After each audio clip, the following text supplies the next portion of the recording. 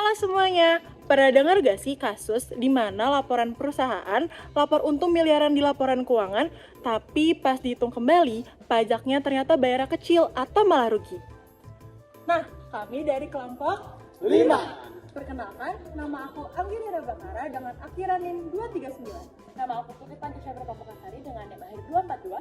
Nama aku Restu Mustafa dengan NIM akhir 228. Nama aku Avanes Nabilan Saksono dengan NIM akhir 249. Nama aku Alfonso Pratama Tarigan dengan NIM akhir 223. Di sini kita akan bedah rahasianya, yaitu rekonsiliasi fiskal atas pendapatan.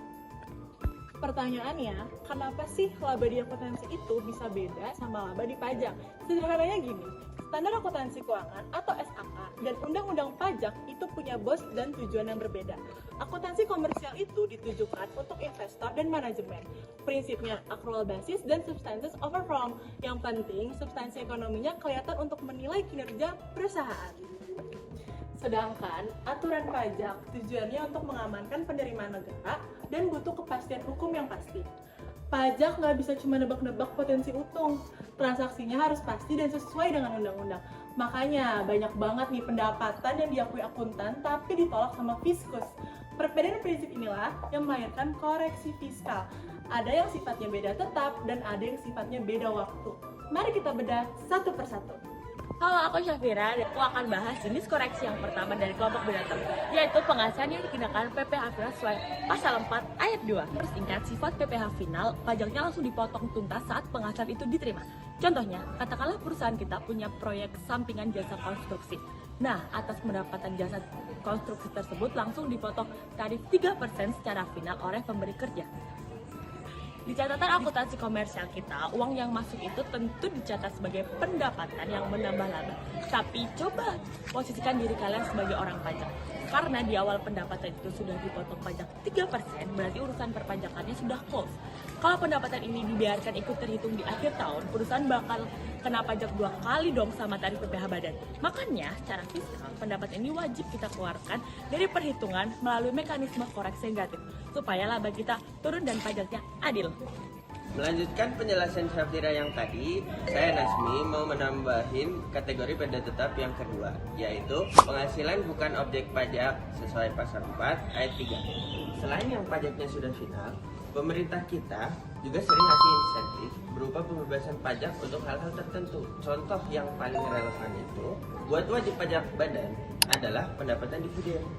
Sejak diperlakukannya Undang-Undang Cipta Kerja dan dipertegas di Undang-Undang HPP, dividen yang diterima oleh wajib pajak badan dalam negeri dari perusahaan dalam negeri lainnya murni ditetapkan sebagai bukan objek pajak tanpa syarat minimal kepemilikan saham lagi seperti aturan di zaman dahulu.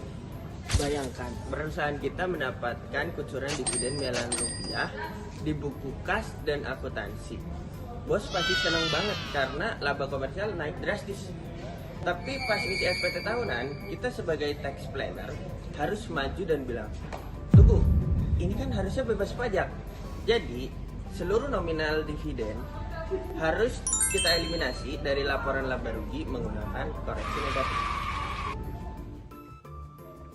Kalau Syafira dan Nasmi tadi bahas perbedaan dan sifatnya permanen, aku Alfonso akan ngejelasin soal beda waktu atau beda temporer.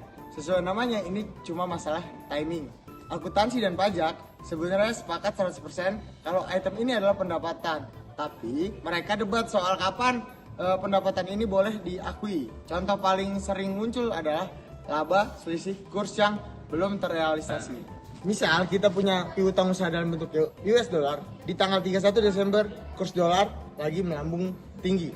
Secara akuntansi, lonjakan kurs ini wajib diakui sebagai laba di tahun tersebut. Karena nilainya naik tapi orang pajak mikirnya beda. Lah, uang dolarnya kan belum dikurskan ke rupiah, uang realnya belum di tangan. Masa iya perusahaan disuruh bayar pajak? Aturan pajak mengharuskan kita menunggu sampai uang itu benar-benar cair.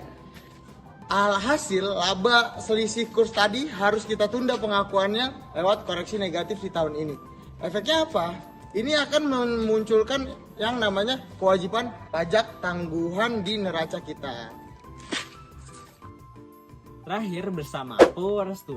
Semua teori rumit-rumit tadi ujung tombaknya ada di sini, yaitu kertas kerja rekonsiliasi fiskal. Kita buktikan betapa powerfulnya koreksi negatif atas pendapatan ini. Mari kita simulasikan di layar. Katakanlah setelah tutup buku, perusahaan mencatat laba komersial sebesar 55 juta rupiah. Wah, kelihatannya untung nih, siap-siap bayar pajak besar. Tapi pertama-tama kita masukkan koreksinya. Pertama ada pendapatan jasa konstruksi yang sudah kena PPh final. Kita koreksi negatif 10 juta. Kedua ada dividen yang bebas pajak dari Nazmi, kita koreksi negatif 50 juta. Terakhir ada laba selisih kurs yang belum cair dari Alfonso, kita koreksi negatif lagi 15 juta. Nah, didapatkan total koreksi negatif kita mencapai 75 juta rupiah. Coba kita hitung bareng-bareng. Laba komersial kita 55 juta dikurangi total koreksi kita sebesar 75 juta. Hasilnya, penghasilan kena pajak kita justru menunjukkan angka defisit sebesar minus 20 juta rupiah. Nah, dari yang awalnya kira untung 55 juta, secara fiskal perusahaan kita bahkan ternyata mengalami rugi fiskal sebesar 20 juta.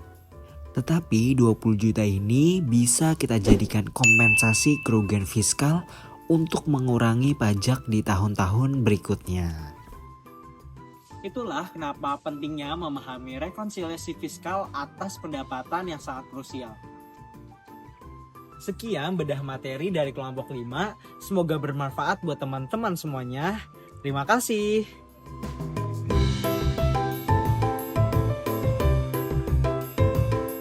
Kelompok 5, pendapatan dikoreksi fiskal terpenuhi. Kelompok 5 mengucapkan Terima kasih, Murifa.